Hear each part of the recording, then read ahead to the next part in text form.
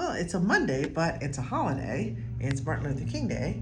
So that means they're playing movies in the morning, which means I can go to a movie in the morning, and I'm going to see The Wild Robot at Laughs. I mean, this is a movie that came out last year.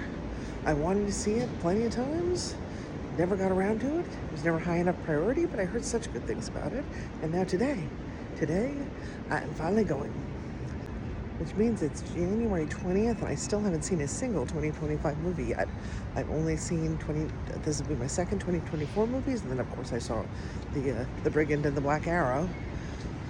So, I mean, there's a couple I want to see. There's the Wolfman. I want to see the Wolfman.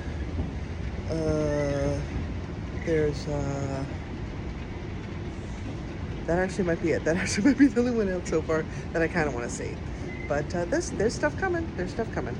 Still haven't seen A Complete Unknown. Still haven't seen Gladiator 2. Okay, well, that was absolutely lovely. The Wild Robot I'm so glad I saw it. If I'd have seen it last year, it absolutely would have been in my top 20. It probably would have been in my top. All right, you know what? I'm going to look at my top 10 right now. Hang on.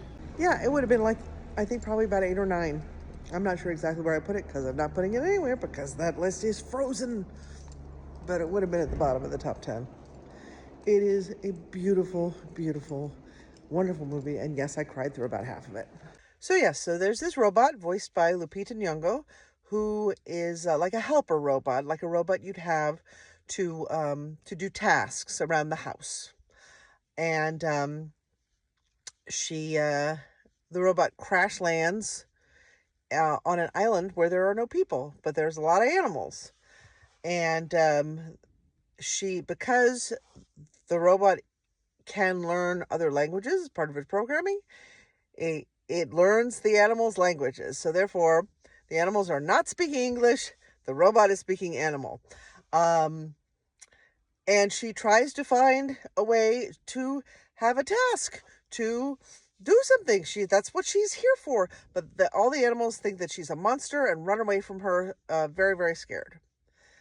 And till she finds an egg, a goose egg, a gosling.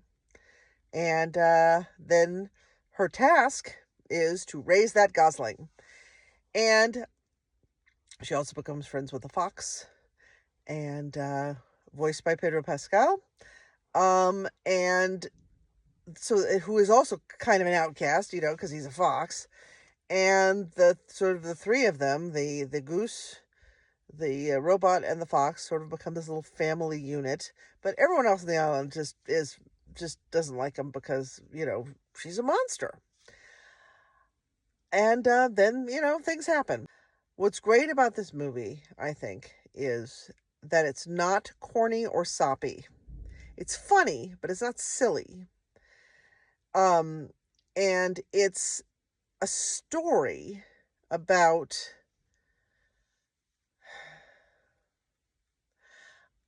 kindness. It's a story about kindness, basically, is what it is. It's very, very beautiful.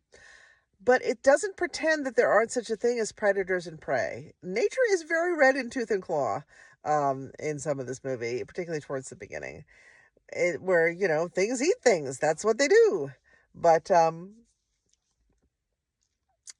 then the robot becomes a mom and becomes a wild creature just like everybody else on the island. And it is wonderful, and I loved it.